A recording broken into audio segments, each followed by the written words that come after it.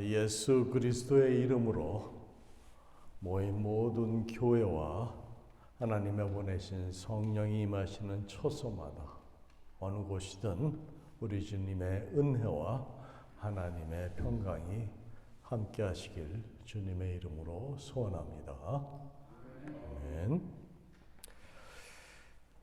다른 복음서와 비교하여서 바울 서신의 독특성, 그 distinctiveness를 우리가 알 수 있는데, 이것은 바울 시대의 그 역사적 사회 문화적 배경과 상황을 그 서신서 안에 들어있는 컨텍스트를, 곧 모든 그 내용들을 추적할 때 그것이 뚜렷이 나타납니다. 이 말은 고린도 교회 신앙 공동체의 특별한 특징은 그 당시 고린도 교회의 일반적인 사회 문화 현상을 그대로 반영하여 나타내고 있다는 말이기도 합니다. 그러므로 고린도 교회 안의 문제점들과 그에 따른 갈등과 분쟁의 원인을 우리가 보다 잘 이해하기 위해서는 그 지역의 일반적인 사회 문화 현상과 고린도 교회 내의 세속적 상황을 성경적인 관점에서 그것을 바라보고 이와 관련지어서 살펴보는 것이 필요합니다. 대부분의 다른 그 바울 서신들이 개별적이고 특별한 상황과 문제점들을 다루고 있듯이 바울은 고린도 서신에서도 고린도 교회 교인들의 그들 나름대로의 삶의 양식과 가치관에 관련된 여러 가지 특별한 문제점들에 초점을 맞추고 있습니다. 그래서 우리는 오늘 고린도 교인들의 그때의 사회적 상태와 관계성에 중점을 두어 특별히 교회 공동체 안에 존재했던 다수의 그룹과 소수의 그룹 사이에 일어나고 있는 갈등 문제 등에 대해 잠깐 살펴보기로 하겠습니다. 이전까지는 제가 헬라 로마 시대의 그 철학과 종교를 배경으로 고린도 교회를 설명했는데, 오늘은 이 시대의 사회성에 대해서 보겠습니다. 헬라 로마 시대는 고대 그리스와 로마 문화가 번영한 시기로 이 기간 동안 사회는 다양한 신분으로 구성이 되었었습니다. 여기서 몇 가지 주요한 신분을 살펴보면 자유시민, citizens, 이들은 로마 시민권을 가진 자로 투표권과 다양한 권리를 갖고 있었습니다. 이들은 주로 상인, 농부, 장인 등으로 구성이 되었습니다. 그 다음이 노예, slaves. 노예는 로마 사회에서 중요한 역할을 했습니다. 노예는 주로 농장이나 가정, 광산 등에서 노동을 하며 주인의 소유물로 간주가 되었습니다. 그 다음은 귀족, nobility. 귀족은 토지와 재산을 소유한 상류층으로서 정치적 영향력을 행사했습니다. 이들은 주로 상속을 통해 귀족 지위를 유지했습니다. 그리고 중산층이 있습니다. middle class. 중산층은 보통 일반인들로 상인, 기술자, 교육자 등으로 그러한 직업을 가지면서 그들이 그 사회에 구성하고 있었습니다. 그 외에 여러분들 그 외국인들이 참 많았어요. foreigners. 그 외국인들이 있는데 로마 제국은 그 당시 다양한 지역을 지배하고 있었기 때문에 다양한 국적의 사람들이 제국 내에서 생활을 했습니다. 그리고 만약에 전쟁을 해서 그 지역을 점령하면 많은 사람들이 노예로 그 제국 내로 들어오게 됩니다. 그래서 그 노예들이 많았던 이유 중에 하나이기도 하고, 또 그들로 인해서 국가가 어떠한 부를 이룰 수 있는 그러한 계기가 되기도 했습니다. 이렇게 헬라 로마 사회는 여러 부류의 사람들이 살고 있었습니다. 고린도 교회 내에도 여러 부류의 사람들을 포함한 다양한 종류의 힘없는 다수들이 존재했을 것으로 추정할 수 있습니다. 바울은 본서 1장에서 글로의 지편으로부터 구두 보고를 받고 고린도 교회 내에 힘 있는 소수의 부자들과 힘없는 다수의 가난한 자들 사이에 갈등과 분쟁이 있음을 듣게 되었습니다. 고린도 교회의 그 다수는 사회적으로 낮은 계급에 속한 가난한 사람들, 노예들, 그리고 가정 하인들로 구성되어 있었습니다. 본서 1장에서 바울은 고린도 교회 교인들의 그 많은 숫자가 가난하고 사회적으로 힘이 없고 낮은 신분임을 암시하는 부분이 있습니다. 형제들아, 너희의 그 부르심을 보라. 육체를 따라 지혜로운 자가 많지 아니하며 능한 자가 많지 아니하며 문벌 좋은 자가 많지 아니하도다. 그러나 하나님께서 세상에 미련한 것들을 택하사 지혜 있는 자들을 부끄럽게 하시려고 세상에 약한 것들을 택하사 강한 것들을 부끄럽게 하려 하시며 28절로 하나님께서 세상에 천한 것들과 멸시받는 것들과 없는 것들을 택하사 있는 것들을 폐하려 하시나니. 이와 같은 말씀에 나타난 단어들, 천한 것들, 멸시받는 것들, 그리고 없는 것들을 통해 바울은 고린도 교회의 다수의 교인들은 사회적으로 약하고 낮은 신분에 속해 있다는 것을 우리에게 보여주고 있습니다.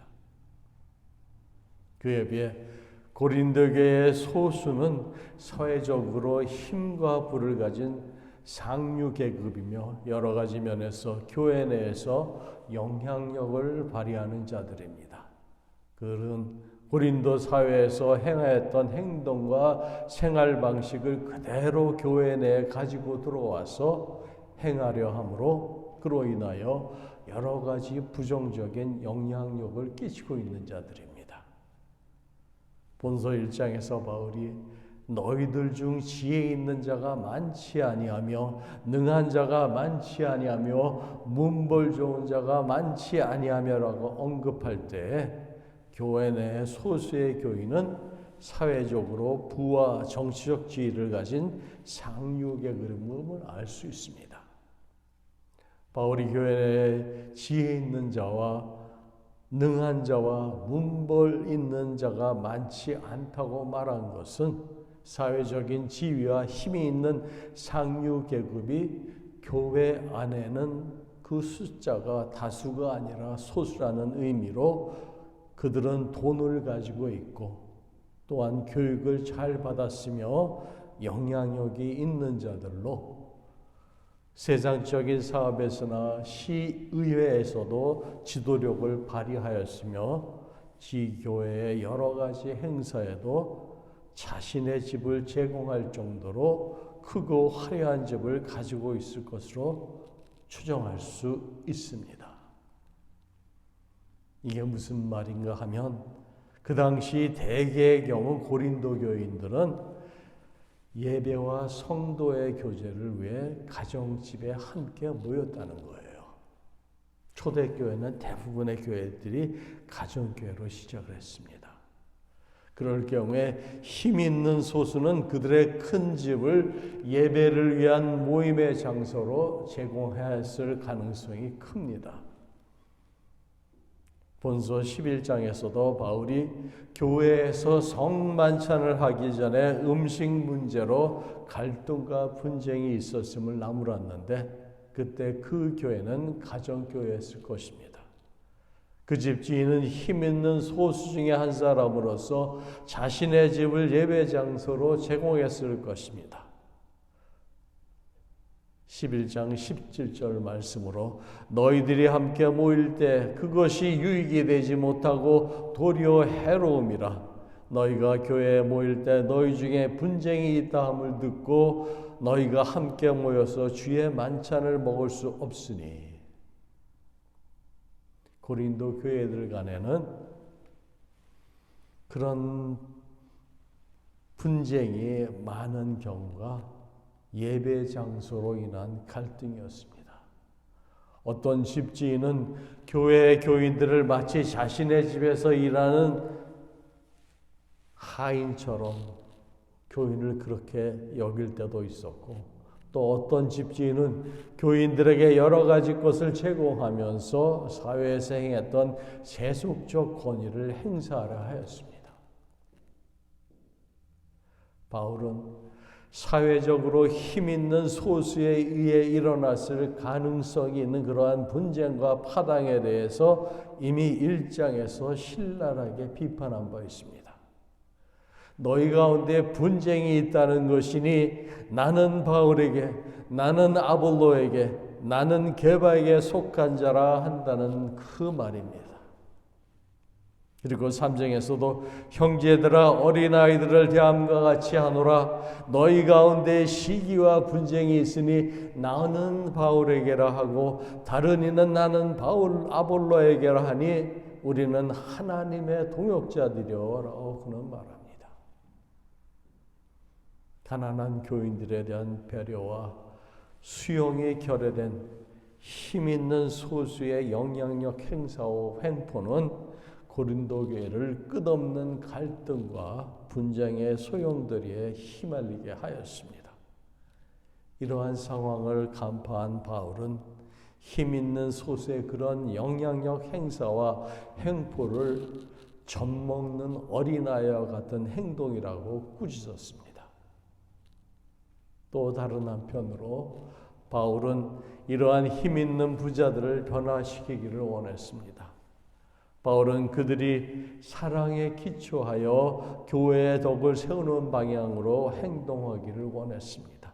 그래서 그는 말하기를 지식은 교만하게 하며 사랑은 덕을 세우나니 이렇게 말을 했고, 또한 약한 자들에게 내가 약한 자와 같이 된 것은 약한 자들을 얻고자 하며 모든 것이 가하나 모든 것이 유익한 것은 아니요 모든 것이 가하나 모든 것이 덕을 세우는 것은 아니니 누구든지 자기의 이익을 구하지 말고 남의 이익을 구하라고 사도 바울이 권면을 하고 있습니다.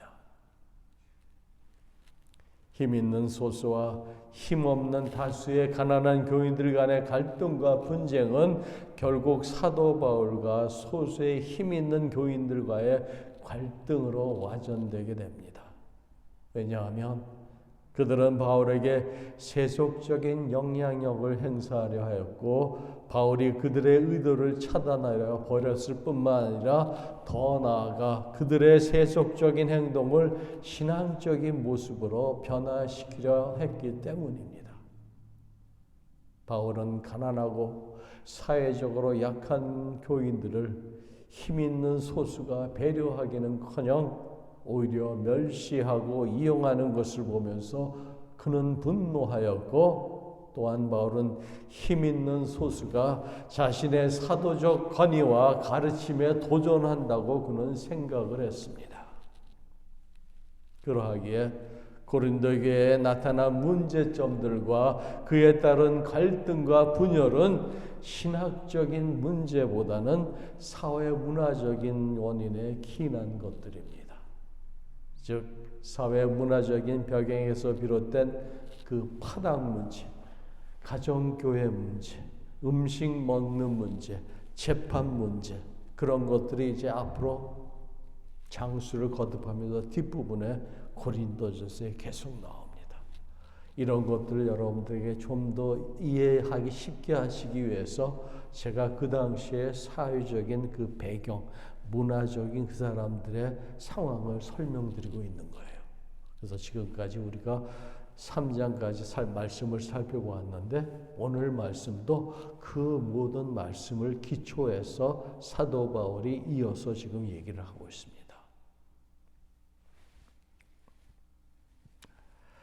특히 고린도 교회 그 교인들과 바울 사이에 생긴 갈등은 사회적으로 힘 있는 소수의 부자들과 바울과의 사이에서 발생한 권위와 가르침에 대한 갈등에서 비롯된 것입니다. 우리가 전에도 알다시피 그 당시에 학식 있고 배운 고린도 그리스 사람들은 철학에 능한 자들이라 그랬잖아요. 알아도 많이 아는 사람들이에요. 상류층에 배운 사람들은. 그렇기 때문에 사도 바울의 가르침이 그렇게 그 사람들에게 뭔가 권위적인 그런 말씀이 아니었다는 겁니다.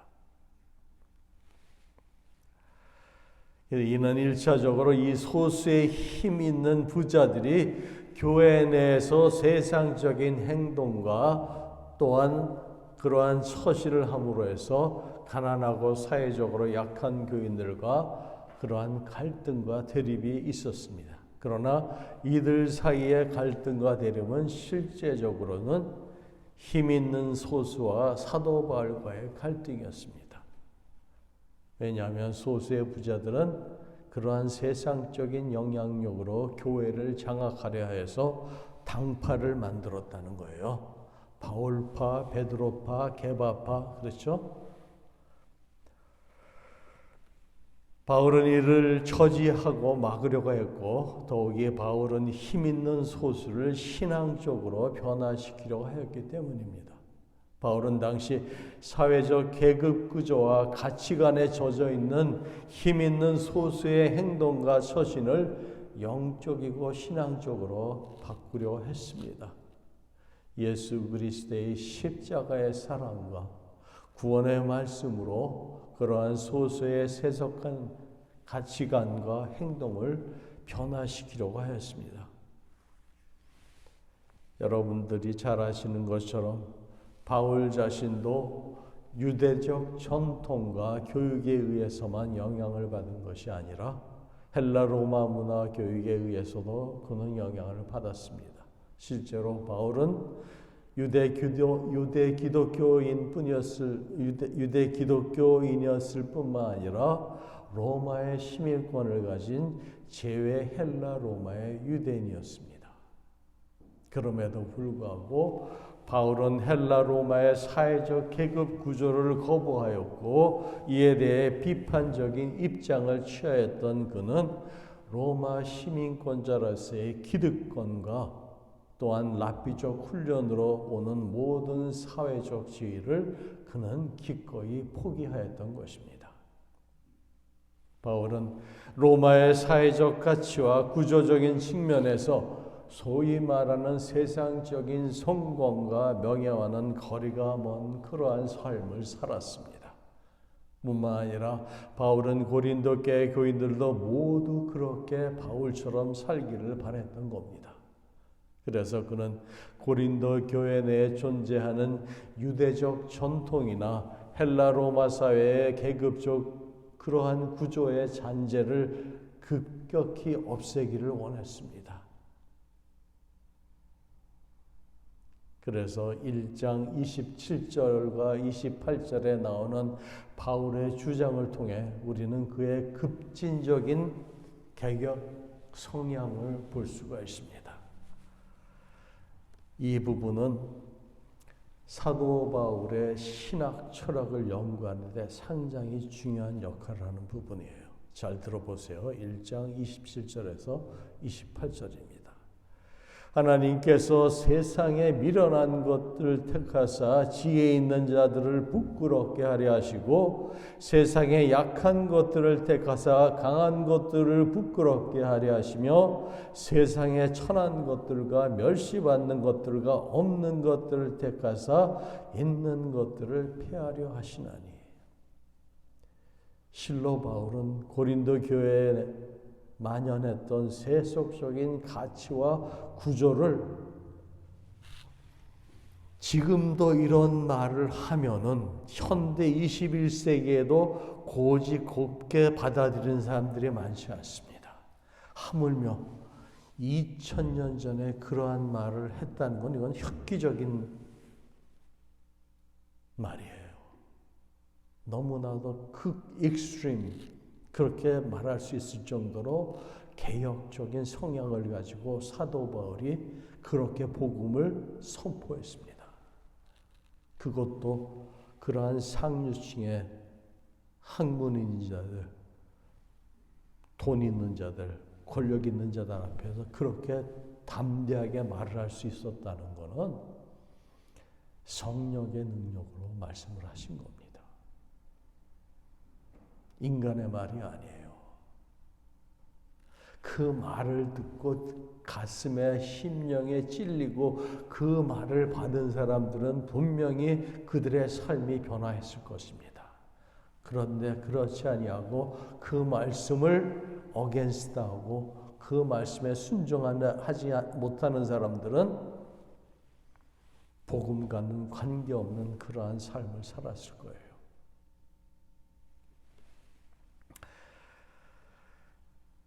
그래서 바울은 스스로 기꺼이 모든 교인들을 위해 자기 스스로 종이 되겠다고 선포를 합니다. 고린도전서 9장 19절로 내가 모든 사람에게서 자유로우나 스스로 모든 사람에게 종이 된 것은 더 많은 사람을 얻고자 함이라 그는 말하고 있습니다. 이처럼 바울은 고린도 교회 내에 힘 있는 소수가 그러한 세속적인 권위와 영향력을 교회에서 행사하려는 것을 좌절시키려 했을 뿐만 아니라 그들이 헬라 로마 사회의 계급적 가치관과 구별된 스스로 자기가 몸소 행함으로 종이 되고 낮아진 예수 그리스도께서 우리들이 그렇게 살기를 스스로 본을 보여주신 것처럼 사도 바울도 그들 앞에 종이 되겠다고 선포를 한 겁니다. 바로 그것이 지도자들이 리더십, 섬김의 자세가 바로 그거예요. 그래서 구별된 거룩한 성도의 삶을 살기를 사도 바울이 고린도 교인들에게 원했던 겁니다.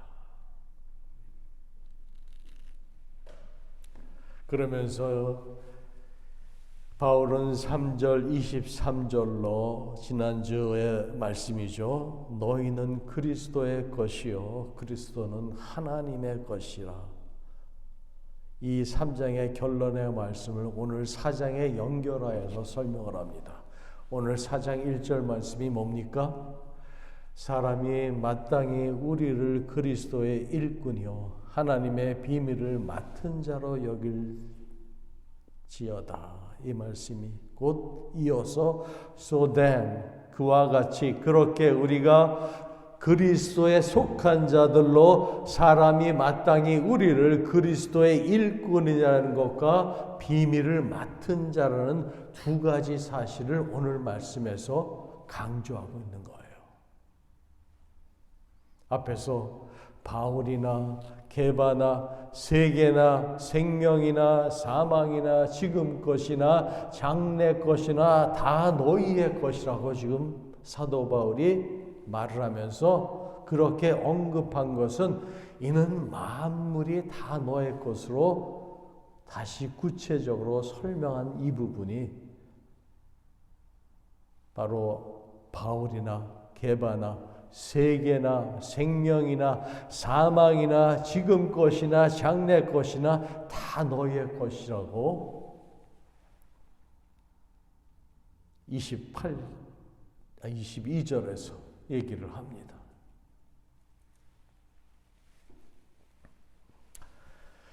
즉, 이 말씀은 교회의 사역자와 공간과 시간에 속하는 모든 것들을 사도 바울이 나열함으로써 바울과 아볼로나 베드로와 같이 사도적 권위를 갖고 있는 교회의 사역자들도 교회를 섬기는 종으로 세움을 받았다는 것입니다.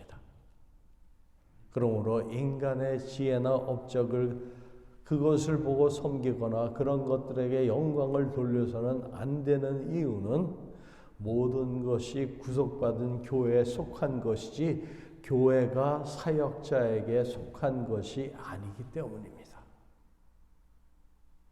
주님의 몸된 교회를 섬기기 위해서 교역자들, 사역자들이 세움을 받은 것이지 교회가 그들을 위해서 존재하지 않는다는 거예요. 여러분들도 우리 이 은혜교회를 섬기기 위해서 여러 가지 직분을 갖고 교회를 섬기고 있습니다. 저는 저 나름대로의 저 직분을 가지고 교회를 섬겨요. 은혜교회는 예수 그리스도의 주체, 몸된 교회로서 우리는 거기에 속해 있는 자들입니다. 사도 바울이 지금 그 얘기를 하고 있는 거예요. 그러므로 3장 23절로 너희는 그리스도의 것이요 또한 그리스도는 하나님의 것이니라. 이와 같이 우리는 하나님의 것이라는 그 결론을 토대로 해서 오늘 1절 말씀이 사람이 마땅히 우리를 그리스도의 일꾼이요 또한 하나님의 비밀을 맡은 자로 여길지어다. 지금 사도 바울이 선포하고 있는 거예요. 그래서 이 말씀을 새롭게 이해할 것을 고린도 교인들과 우리들에게 지금 사도 바울이 환기시키고 있습니다. 세번역 성경에는 이를 사람은 이와 같이 우리를 그리스도의 일꾼이요 하나님의 비밀을 맡은 관리인으로 봐야 합니다라고 이렇게 해석을 합니다.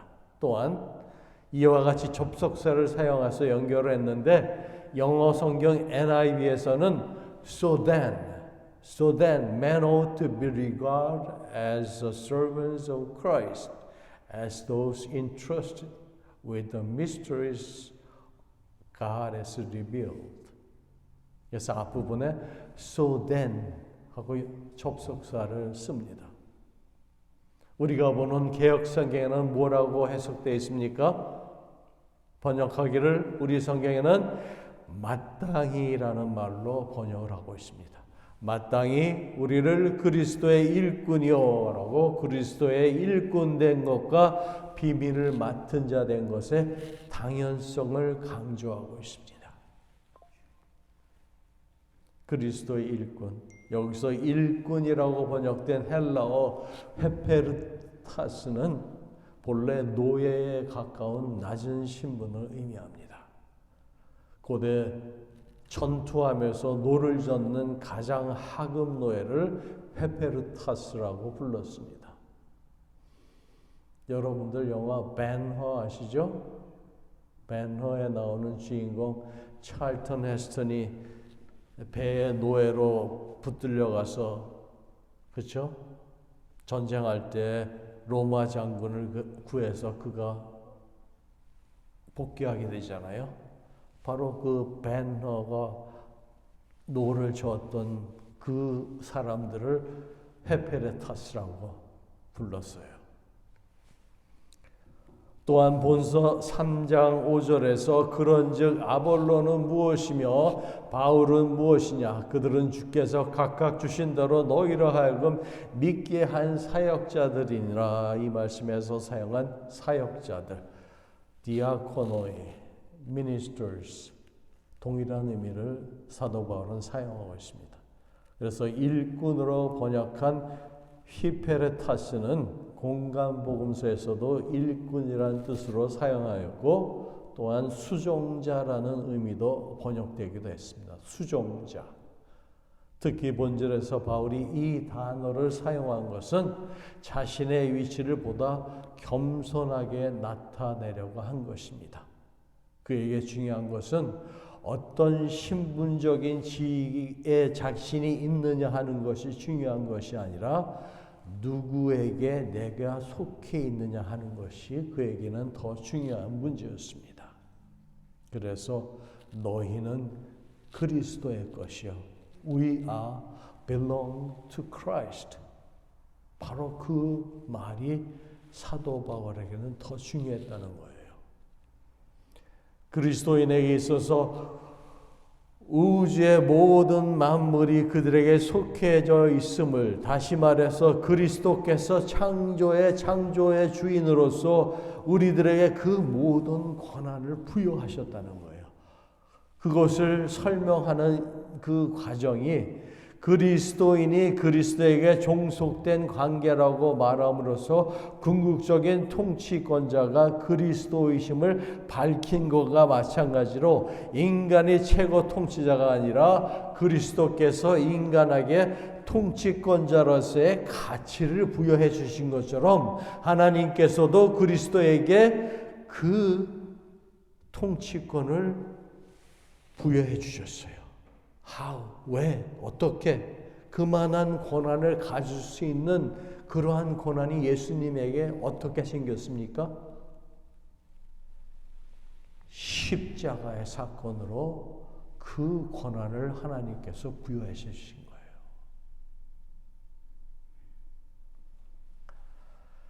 그래서 그리스도는 하나님의 것이라고 얘기하는 것은, 성도들이 그리스도에게 종속되는 그 근거는 그리스도께서 하나님 아버지의 명령과 의지에 순종하여서 십자가에 자신을 스스로 못 박혀 죽게 하신 것 때문에, 그 하나님의 은혜로 그리스도는 그 보상으로 영광의 자리에 앉게 되었다는 사실과 관련이 있습니다. 그리고 그리스도는 우리로 하여금 바로 그 약속하신 나라를 유업으로 받게 하시고 구원을 얻게 하시려고 이 세상에 보내심을 받았다는 거예요. 바로 메시아가 하나님의 본체이신 그리스도께서 이 땅에 육신의 몸을 입고 임재하신 그 purpose, 목적이 하나님의 섭리 가운데서 우리들로 하여금 구원을 얻게 하시려고, 또 우리들로 하여금 바로 약속하신 나라를 유업으로 받게 하기 위해서 바로 십자가 사건이 있었다는 거예요. 그러므로 그리스도는 하나님의 보내심을 받은 아들로서 완전한 순종을 이루시고 모든 통치권을 이양받으셨습니다. 하나님으로부터. 그렇죠? 그리스도께서는 완전한 하나님으로서 성부 하나님의 뜻, 의지와 일치되게 통치권을 행사하심으로 교회가 한 분 그리스도께 속하였다는 것은 곧 하나님께 속하여 있는 것으로, 이러한 관계 속에서만 하나님과 완전한 그러한 릴레이션십을 가질 수 있고, 그러한 질서가 교회 안에 유지되어야 된다는 거예요. 그런데 고린도 교회는 그렇지 못했다는 겁니다. 지금 사도 바울이 그 얘기를 하고 있는 거예요. 그래서 그러한 질서와 그러한 관계를 회복하기 위해서 내가 스스로 낮아지고 종의 모습으로 너희들을 섬기겠다고 하면서 그 다른 교인들도 자신의 모습을 보고 그대로 하기를 원했던 겁니다. 그래서 오늘의 말씀이 바로 사람이 마땅히 우리를 그리스도의 일꾼으로, 그리고 그 하나님의 비밀, 하나님의 경륜, 그것이 뭡니까? 복음 안에 다 들어있지 않습니까? 그 복음의 말씀대로 그 복음을 맡은 자들로 우리를 여길지니라고 사도 바울이 말하고 있는 거예요. 따라서 그리스도에게 속한 일꾼이라는 그러한 노예적인 종의 개념은 오히려 바울이 지도자로서의 그의 됨됨이를 더욱 선명하게 표현하는 말이기도 합니다. 한편 하나님의 비밀을 맡은 자로 여길지어다, 여기서 맡은 자를 뜻하는 헬라어 오이코스무스는, 오이코스, 집이라는 뜻이에요. 오이코스가. 그리고 네모는 관리하다, 이 두 단어의 합성어로서 한 집안의 행정관리 및 재정을 맡아 관장하는 지배인 또는 관리인이라고 말할 수 있습니다.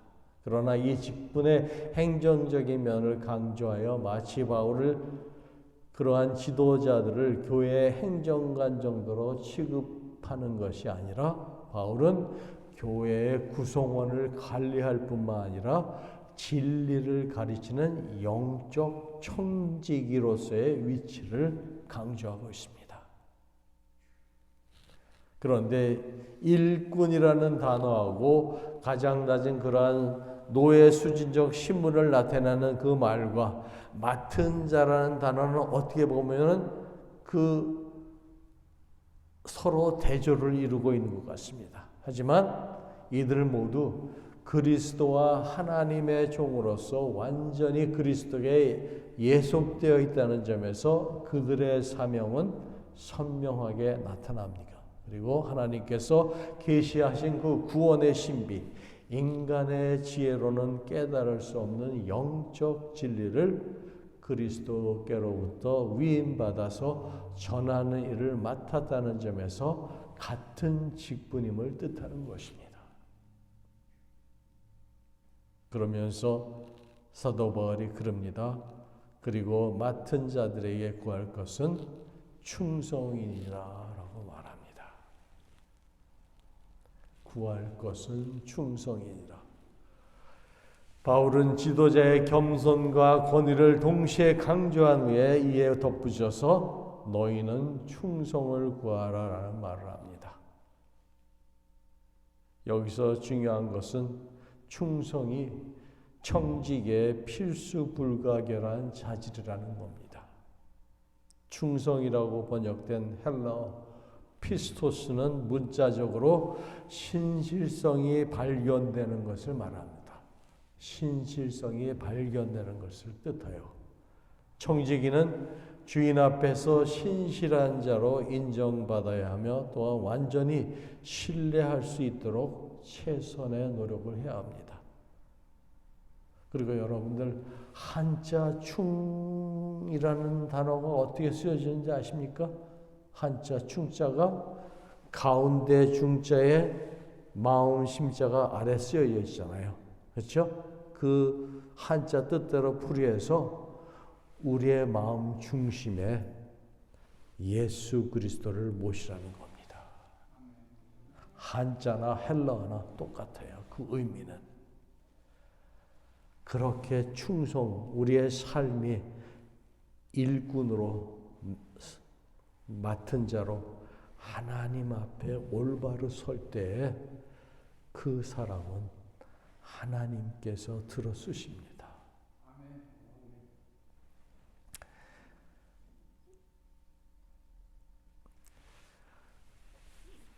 뒷부분은 아무래도 시간상 다음 주에 해야 될 것 같습니다.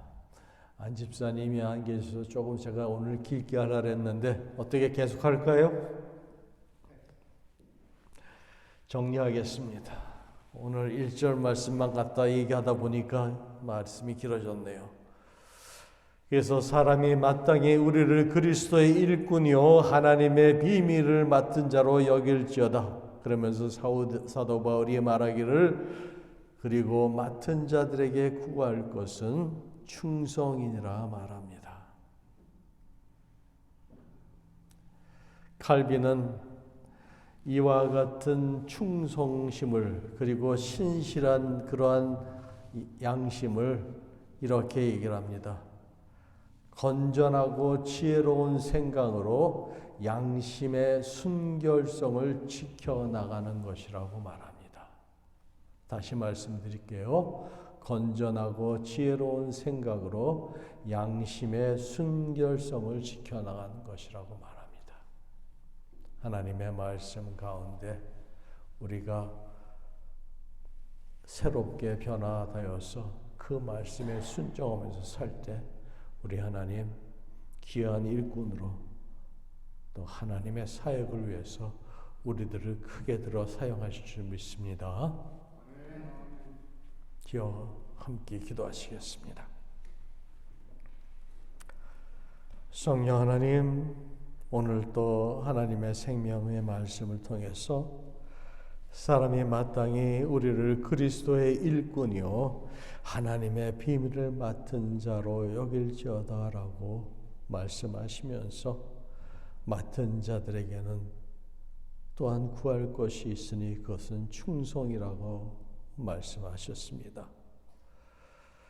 우리가 마지막 날 주님의 심판대 앞에 설 때 온전히 하나님의 착한 일꾼으로 또 충성된 일꾼으로 잘하였다고 칭찬해 받을 수 있는 그러한 하나님의 종들이 될 수 있도록, 또한 주님의 그러한 말씀을 목소리를 듣는 복된 사람들이 될 수 있도록 주여 인도하여 주시옵소서. 이를 위해 우리는 하나님을 섬기고 또한 하나님 보실 때 신실한 사람, 또 믿을 수 있는 사람이 먼저 되어야 되겠습니다. 그러한 일꾼으로 우리 삶을 통해 하나님께 기쁨과 영광을 돌려드리는 모든 우리 은혜교회 성도들이 될 수 있도록 주여 축복하여 주시옵소서. 모든 것 주님께 의지하며 지금도 우리 가운데 함께 하시는 예수님의 이름으로 감사하며 기도드리옵나이다. 아멘.